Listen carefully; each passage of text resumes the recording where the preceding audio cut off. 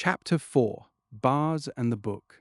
He brought them out of darkness and the shadow of death, and burst their bonds apart. Psalm 107:14 ESV. Above all, don't lie to yourself. The man who lies to himself and listens to his own lie comes to a point that he cannot distinguish the truth within him or around him, and so loses all respect for himself and for others. Fyodor Dostoevsky, The Brothers Karamazov.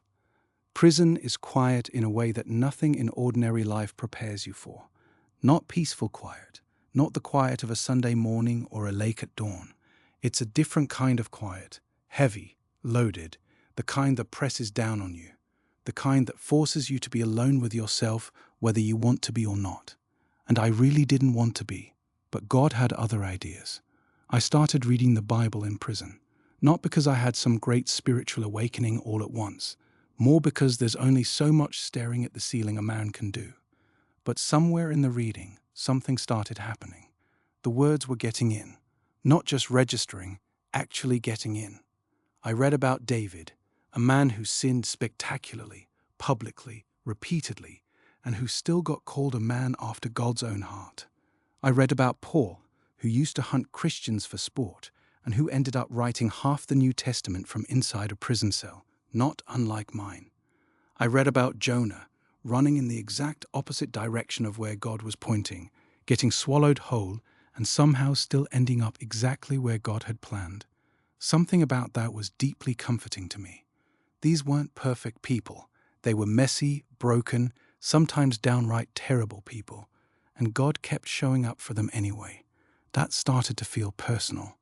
Prison is also lonely, deeply, profoundly lonely. But I made some friends in there, the kind of friendships that form when you're both stripped of everything you use to pretend. When there's no image to maintain, you find out pretty quick who people actually are. Some of those men were some of the most real people I've ever met. It's also dangerous.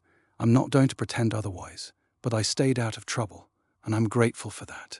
What I came out of those 6 months with was this: a renewed belief that God was real, that He had been paying attention the whole time, and that what He wanted was my whole life, not just the cleaned-up Sunday version of it, that He wanted me, all of me.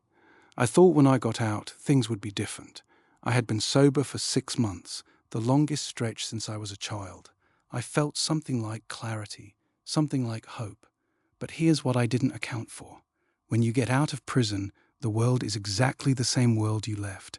The same people, the same places, the same triggers, the same hole inside you.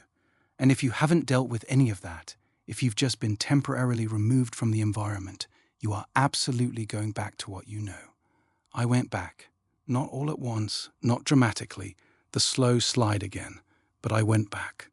I've learned since then that sobriety without transformation is just abstinence. You can white-knuckle your way through it for a while, but if the inside hasn't changed, if the wound hasn't been treated, it will open back up, every time. That's not an excuse, it's just the truth about how this works. And understanding it, really understanding it, is part of what eventually led me somewhere different.